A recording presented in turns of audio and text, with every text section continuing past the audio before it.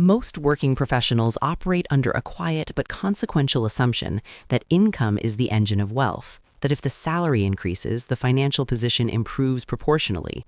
It is a reasonable assumption. It is also structurally incomplete. The evidence is not difficult to find. Across the United States and Western Europe, a significant portion of households earning above median income carry high consumer debt, hold minimal investable assets, and remain one or two disrupted paychecks away from financial stress. These are not irresponsible people. They're people running a financial model that was never designed to produce accumulation.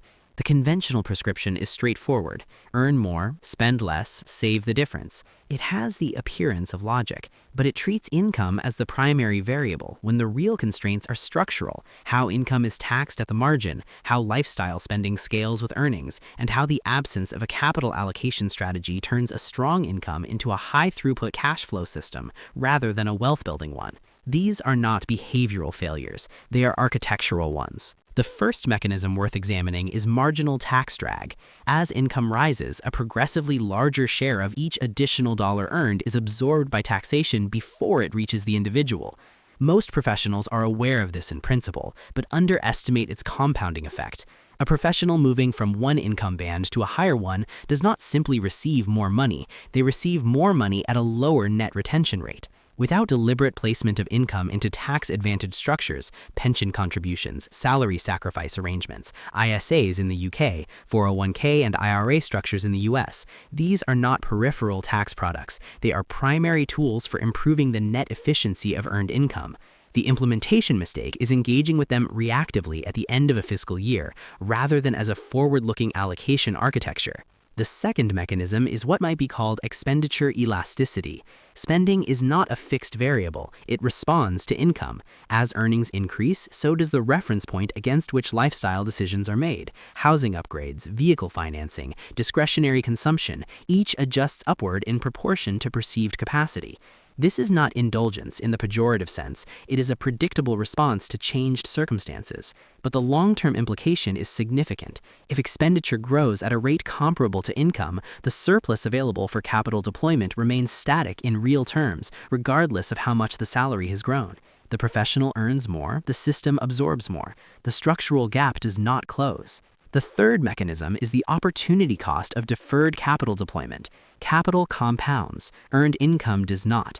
Every year, a portion of income is not directed into productive assets, whether equities, property, pension vehicles, or other instruments, represents not a missed savings opportunity, but a missed compounding cycle. The professional who delays serious capital allocation until their income feels sufficiently comfortable is, in structural terms, paying twice, once in foregone returns, and again in the increasingly difficult task of generating meaningful compounding with a shorter time horizon.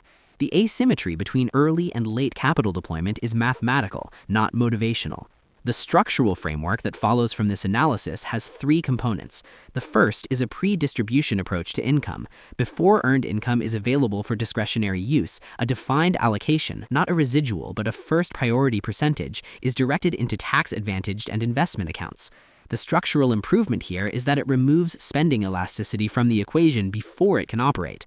The common implementation mistake is treating this as a savings target rather than a non-negotiable capital allocation. The distinction matters because targets flex under pressure, structural allocations do not. The second component is tax position management. This requires understanding not just how much tax is owed, but where in the income distribution each additional dollar sits and what mechanisms are available to alter its treatment. Pension contributions, salary sacrifice arrangements, ISAs in the UK, 401k and IRA structures in the US, these are not peripheral tax products. They are primary tools for improving the net efficiency of earned income. The implementation mistake is engaging with them reactively at the end of a fiscal year, rather than as a forward-looking allocation architecture. The third component is asset class exposure relative to time horizon. A professional in their late 20s or 30s holding a predominantly cash-based saving structure is not being conservative. They are accepting inflation erosion on capital that has decades of compounding potential ahead of it. Structural improvement requires matching asset allocation to actual time horizons, not to perceived risk tolerance shaped by recent market events. The common mistake is conflating short-term volatility with long-term capital risk, two fundamentally different phenomena. What separates financially intelligent professionals from those who remain income dependent is not discipline or ambition, it is how they interpret the financial system they operate within.